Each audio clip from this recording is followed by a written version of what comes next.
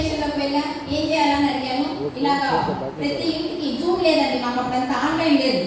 ఇంటికి వెళ్ళి ఒక్కొక్కరికి చెప్పాలి. మనం ఇంట్లో కదిలి బయట పోము, కానీ చెప్పాలి. ఒకటి మనకి ఏదైనా మనకు దొరకాలి అంటే ఈ రోజు వరకు చేసే పని చేస్తూ ఉంటే దొరకదు. మార్చి చేస్తే మార్పు జరుగుతుంది, మార్చి చేస్తే మార్పు జరుగుతుంది. మనం మారకుండా ఏది మారకుండా వచ్చేయాలంటే వచ్చేస్తుందా? ఆ విధంగా స్టార్ట్ చేశా. ఆశాసగా పెద్దమ్మ వాళ్ళ ఇంటికి వెళ్ళడం, వాళ్ళ పిల్లల ఇంటికి వెళ్ళడం, వాళ్ళ అత్త వాళ్ళ ఇంటికి, ప్రతి దగ్గర ఏమొస్తుంది? ఎస్ ఎస్ అని వస్తుందా? ఏం అర్థం కావడం లేదు. అసలు నాతో మాట్లాడాలనుకుంటూ ఉంటే వాళ్ళు కూడా నా ఫోన్లు ఎక్కడం లేదు. అసలు ఏమన్నా మన ఇంటికి ఇన్విటేషన్ ఇవ్వడానికి కూడా ఆగిపోయి ఫోన్లో ఇన్వైట్ చేయడం స్టార్ట్ చేశారు. నన్ను ఎక్కడికైనా ఇన్విటేషన్ ఇస్తే కూడా నన్ను చూస్తూ ఇట్లా వస్తే కూడా నేను ఏదైనా పెళ్లికి వాళ్ళకి కట్టిపోతున్నారు. ఇప్పుడు అర్థమైంది, నన్ను అవాయిడ్ చేస్తూ ఉన్నారు. ఎందుకని? నేను వెస్టేజ్ చెప్తున్నాను. సేమ్ ఈరోజు మనకి టీవీ ఛానల్స్లో అడ్వర్టైజ్మెంట్స్ వస్తున్నాయి కదా, ఎంతమంది అడ్వర్టైజ్మెంట్ వస్తే చూస్తున్నారు, ఎంతమంది మారుస్తున్నారు?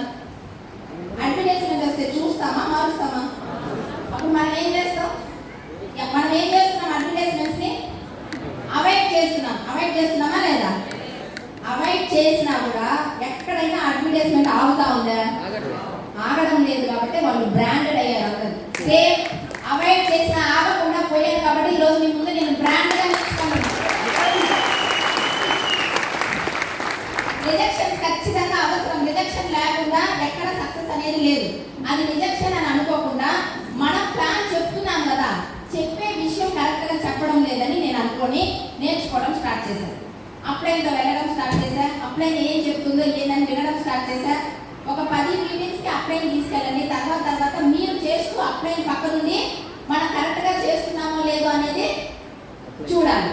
అక్కడి నుంచి స్టార్ట్ చేసిన బిజినెస్ 6,000 రూపాయలు బ్రాంచ్ డైరెక్టర్గా సంపాదించుకున్నా. ఇంట్లో పిల్లలు స్కూల్కి వెళ్ళి స్కూల్ నుంచి వచ్చే టైం మాత్రమే మా హస్బెండ్ ఇచ్చారు. దాని తర్వాత ఏమన్నా లేట్గా వచ్చావంటే మరుసటి రోజు నువ్వు వెస్టేజ్ లేదు, ఏం లేదు అన్న టైం మాత్రమే నాకు. పిల్లలు ఇంట్లోకి వచ్చే లోపల నేను ఇంట్లో ఉండేదాన్ని. ఆ కమిట్మెంట్తోనే నేను స్టార్ డైరెక్టర్ వరకు చేశాను. ఎందుకంటే ఎవరు లేరు ఇంట్లో, 3 పిల్లలు, జాయింట్ ఫ్యామిలీలో ఉన్నా ఎవరికి వాళ్ళదే, మనం చూసుకున్నట్టు వాళ్ళు చూసుకోలేరు. దేవుణ్ణి మాత్రమే నమ్మి బయటకు వచ్చేదాన్ని. నేను వచ్చే తర్వాత పిల్లలు వచ్చేవాళ్ళు. ఆ విధంగా కమిట్మెంట్గా వర్క్ చేసేదాన్ని. మధ్యాహ్నం లంచ్ కూడా ఇంటికి వచ్చి తినేదాన్ని. ఎందుకంటే ఆ 1 అవర్ నాకు ప్లాన్ ఎవరికైనా చెప్తే పోతే 3:30కి ఇంటికి వెళ్ళి మనం తినచ్చని. చాలా రోజులు కాదు, ప్రతిరోజు నేను లంచ్ 3:30, 4కి తినేదాన్ని. ఆ టైంలో కూడా ప్లాన్ చెప్పేదాన్ని. కన్సిస్టెన్సీ. నాకు ఫీవర్ వచ్చినా కూడా బయటకు వెళ్ళి ప్లాన్ చెప్పేదాన్ని. పిల్లలు ఇంట్లో ఉండి ఏదైనా ఫీవర్ అయినా కూడా ఎవరో ఒకరిని రిక్వెస్ట్ చేసి పక్కన ఇంట్లో వాళ్ళు ఎవరో ఒక్కరికన్నా ప్లాన్ చెప్పి వచ్చేదాన్ని.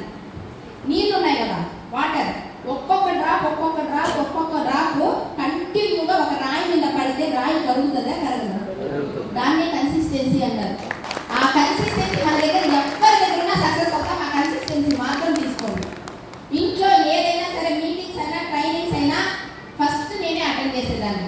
దానికి ముందు మీటింగ్ ట్రైనింగ్ అంటే నో. మీటింగ్ ట్రైనింగ్స్ అంటే ఇప్పుడులాగే అక్కడ కూడా చిన్న ఛార్జెస్ ఉంటాయి. ఛార్జెస్ అప్లైన్స్ ఇవ్వాలా, మనమే ఇవ్వాలి. అప్లైన్ ఓన్లీ డేట్ మాత్రం చెప్తారు. ఇదోసారి నా టికెట్ అని చెప్పేదాన్ని. అప్పట్లో మనీ కూడా అంత ఉండేది కాదు. దాని మూలంగా ఒక బూట్ క్యాంప్, నేను వెండి దీపాలు అమ్మి కూడా బూట్ క్యాంప్ అటెండ్ చేసిన రోజు. సరిపోవండి, ఎవరు చేయలేదు అవి.